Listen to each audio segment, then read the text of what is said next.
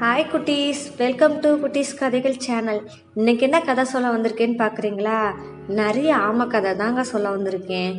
வாங்க கதைக்குள்ளே போகலாம். ஒரு அழகான காட்டில் நிறைய ஆமையும் வாழ்ந்து வந்தாங்க. அந்த நரி என்ன பண்ணுச்சுன்னா ஆமை கிட்ட கிண்டல் பண்ணி, நீ இப்படி மெதுவாக நடந்தேன்னா என்ன பண்ணுறது அப்படின்னு சொல்லிட்டு கிண்டல் பண்ணுது. அதுக்கு ஆமை பதில் சொல்லுது, நண்பா நான் மெதுவாக நடந்தாலும் நான் தான் ஜெயிப்பேன் அப்படின்னு சொல்லுது. அதுக்கு நரி என்ன சொல்லுது, வேணும்னா ஒரு ஓட்டப்பந்தயம் வச்சுக்கிருவோமா அப்படின்னு சொல்லி கேட்குது. சரி, நான் ஓட்டப்பந்தயத்துக்கு நான் ரெடி அப்படின்னு சொல்லிட்டு தயாராகிறாங்க. ஓட்டப்பந்தயமும் நடக்குது. ஓட்டப்பந்தயம் நடக்கும்போது என்ன பண்ணுது, ஆமை மெதுவாக நடந்து போகுது. ஆனால் நரி வேகமாக போய் என்ன செஞ்சுது, ஒரு மரத்துக்கு கீழே தூங்கிடுது. அப்போ என்ன செய்யுது, ஆமை மெதுவாக போகுது.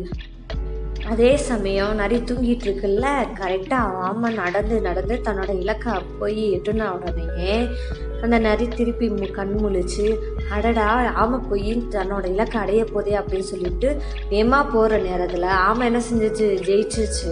இதை அதனால நம்ப முடியல, என்னடா நம்ம இப்படி பண்ணிட்டோமே அப்படின்னு சொல்லிட்டு ஃபீல் பண்ணுது. உடனே வெட்கப்பட்டு தலை குனிஞ்சு நிற்கிது.